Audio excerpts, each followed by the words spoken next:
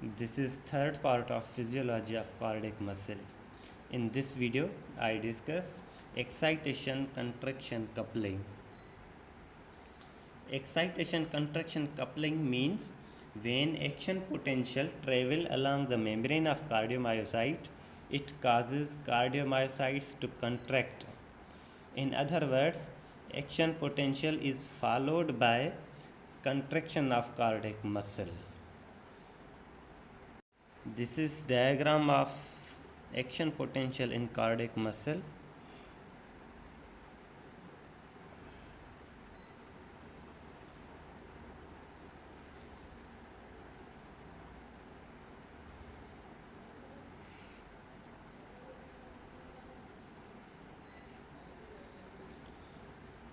This is, suppose this is timeline. This is time, seconds. This is action potential, diagram of action potential, and contraction in cardiac muscle is followed by action potential in cardiac muscle. So actually contraction begins few seconds after action potential starts. Means here at this time action potential or depolarization starts. Contraction starts just after few milliseconds after action potential. So contraction starts here, begins from this time,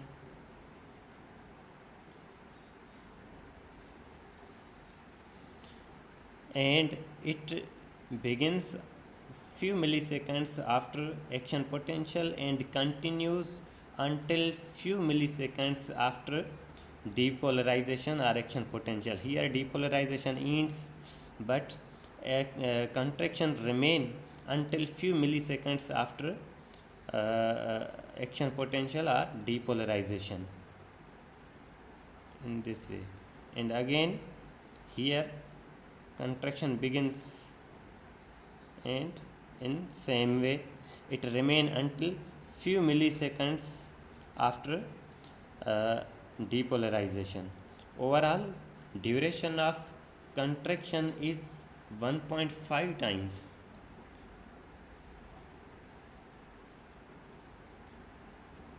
Duration of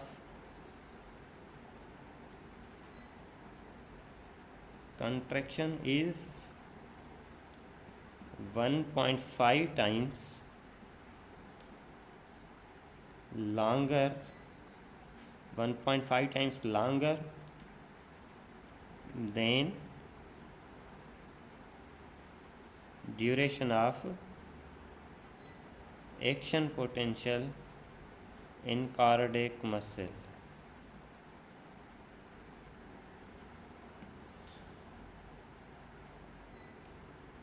In other words, duration of contraction of cardiac muscle is function of action potential in cardiac muscle. Duration of contraction in atrial muscle is 0.2 seconds. Duration of contraction in atrial muscle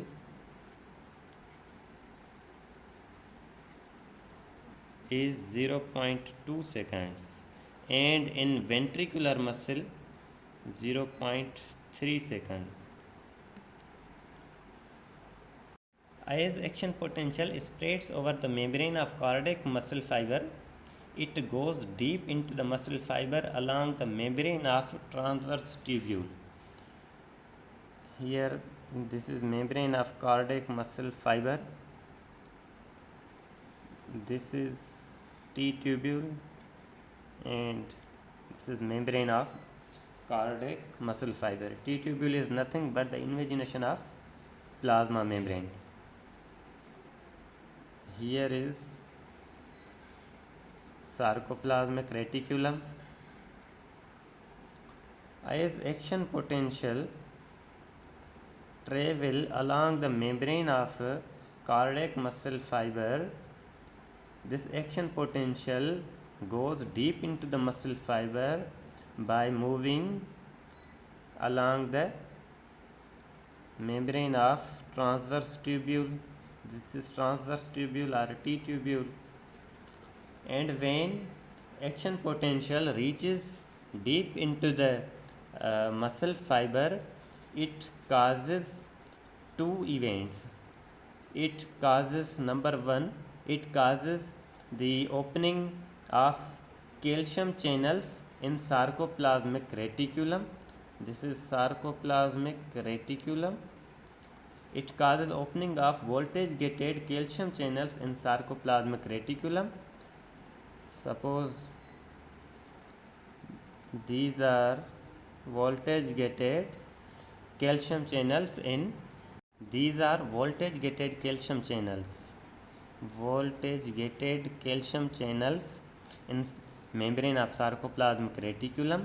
When action potential goes deep into the muscle fiber through the membrane of transverse tubule, it causes opening of voltage gated calcium channels in sarcoplasmic reticulum through which calcium enter into the sarcoplasm.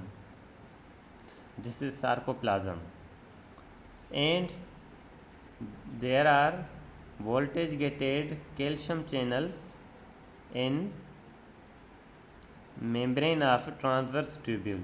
When action potential reaches or move along this membrane, it also causes opening of these voltage gated calcium channels, and calcium enter from transverse tubule into sarcoplasm. When calcium these channels are also voltage gated calcium channels, and these are also voltage gated calcium channels. These are both are voltage gated because these both open due to change in the voltage. Change in voltage occur when action potential reaches here. When action potential reaches here, due to change in voltages, these voltage sensitive calcium channel also open, and these voltage sensitive calcium channel also open. Means when action potential reaches deep into the muscle fiber, due to change in voltage gated calcium channels of sarcoplasmic reticulum open, through which calcium ions enter the sarcoplasm from the sarcoplasmic reticulum, and due to opening of these calcium channels in the membrane of transverse tubule, calcium channels enter into the sarcoplasm from T tubule or from extracellular fluid. And when calcium enter from T tubule into the sarcoplasmic reticulum, this calcium causes calcium induced calcium release. This causes calcium induced calcium release. There are calcium channels in sarcoplasmic reticulum. There are another type of calcium channels in sarcoplasmic reticulum. These are called calcium release channels. Calcium release channels, or they are also called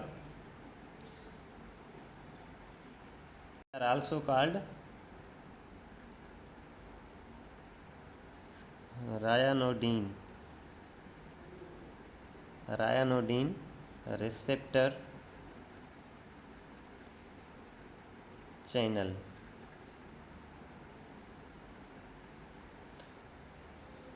Ryanodine receptor channels, calcium release channel or ryanodine receptor channel. These channels in membrane of sarcoplasmic reticulum. Calcium which enter the sarcoplasm from T tubule also causes opening of these calcium release channels, and from these channels also calcium enter into the sarcoplasm from sarcoplasmic reticulum. Means calcium enters sarcoplasm from sarcoplasmic reticulum through voltage gated calcium channels plus through calcium release channels. Calcium release channels are opened by calcium ions which enter the sarcoplasm from T tubule. And when intrasarcoplasmic calcium ions are increased, concentration of calcium ions in sarcoplasm is increased. Calcium ions causes or they interact with the actin and myosin filaments and make them or causes them to slide with each other, resulting in muscle contraction. This is contraction of muscle. Mechanism of muscle contraction is same as for skeletal muscles.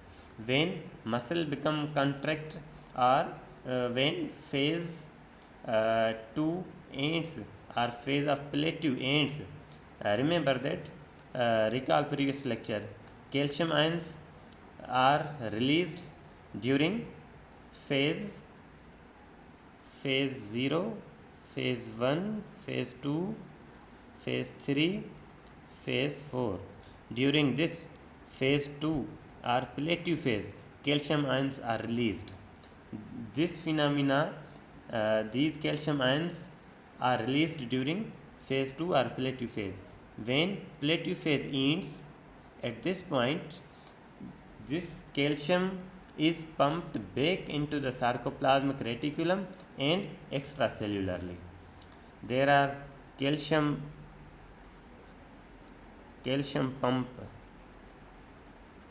pump in membrane of sarcoplasm which pushes calcium from sarcoplasm into the sarcoplasmic reticulum.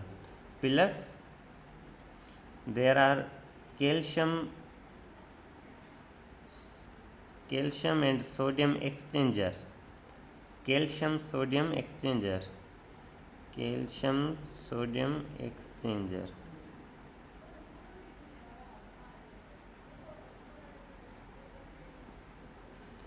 In membrane, plasma membrane. And when plateau phase is ended, calcium goes into the sarcoplasmic reticulum by calcium pump, and plus calcium is pumped out of cell through calcium sodium exchanger. And this is example of secondary active transport. Calcium ions are actively pumped out of cell and the energy is derived by because sodium ions move into the cell due to concentration gradient, and energy lost by them is utilized by this exchanger to push calcium ions out of cell against their concentration gradient. Sodium ions goes in and the concentration of sodium across the membrane is maintained by sodium potassium pump.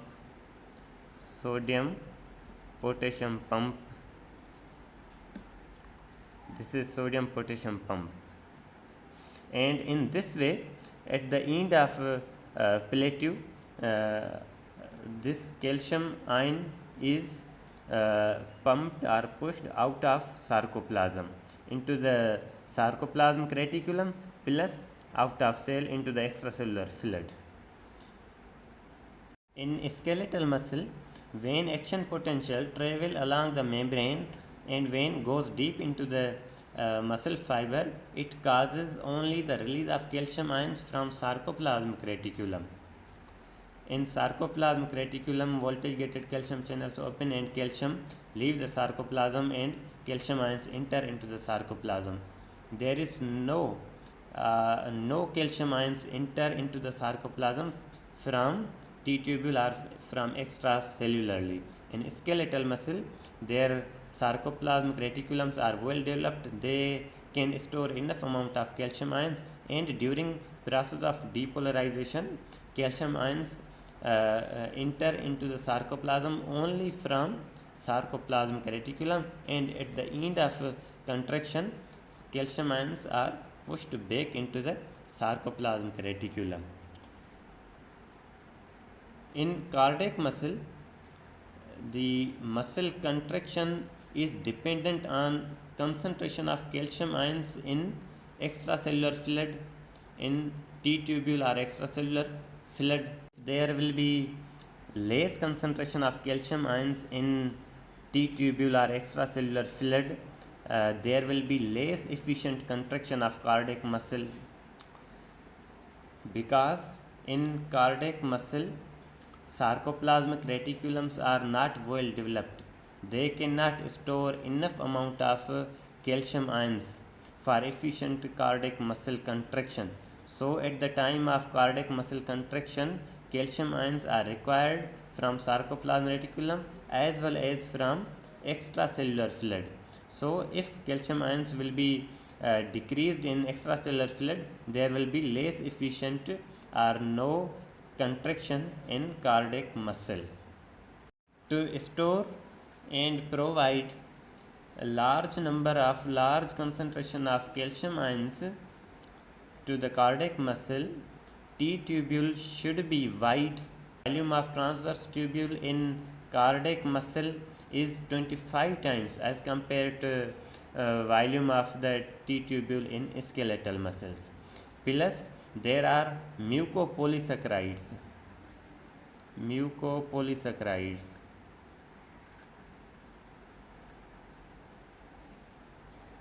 Mucopolysaccharides present in transverse tubule. These mucopolysaccharides are negatively charged.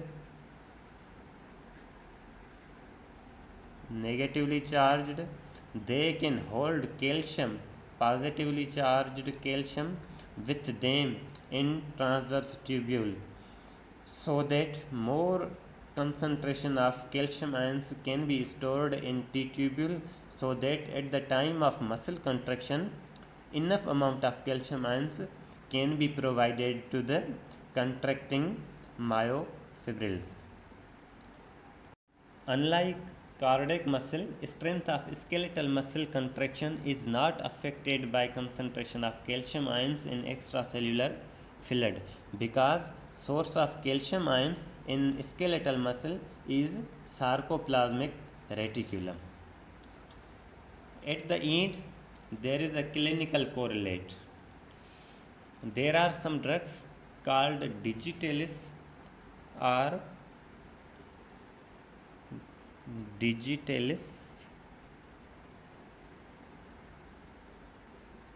cardiac glycosides.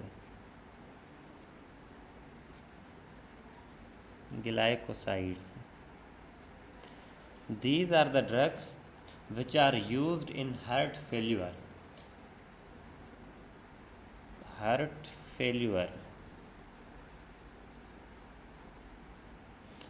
failure is a condition in which heart fails to contract properly and efficiently. Means the efficiency or power of contraction of heart is lost. So in this condition, in heart failure, some drugs are used. Collectively, these drugs are called digitalis or cardiac glycosides.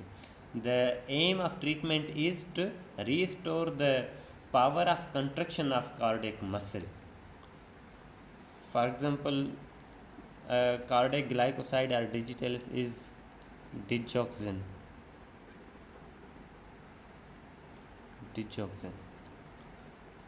As you have learned that cardiac muscle contraction is dependent on calcium ions. If there will be less calcium provided to the muscle, there will be less efficient contraction of cardiac muscle. And in heart failure, through these drugs, digitalis or cardiac glycosides, we want to improve the contractility of heart.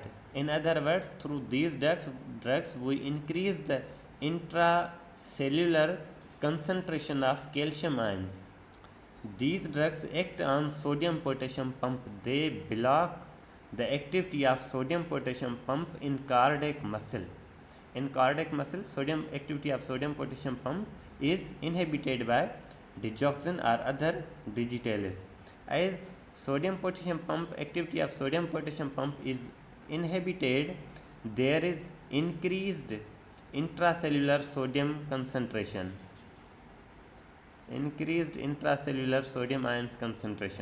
and this calcium sodium exchanger work due to concentration gradient of sodium ions. There are more sodium ions out of cell and very less concentration in the cell. So sodium ions move across the membrane due to their concentration gradient, and energy lost by these sodium ions is utilized by the exchanger to push the calcium ions out of cell. When sodium potassium pump don't work, there is increased intracellular concentration of sodium ions. In other words, the large concentration gradient of sodium ions across this membrane is decreased. So this calcium sodium exchanger, which largely work due to this sodium gradient across the membrane, this exchanger cannot work because due to less concentration gradient, sodium ions move less efficiently inside, and if sodium ions will not move, the calcium ions will be not pushed out of the cell. The result is that there is increased intracellular concentration of calcium ions. Means in sarcoplasm concentration of calcium ions is increased, and by this method, by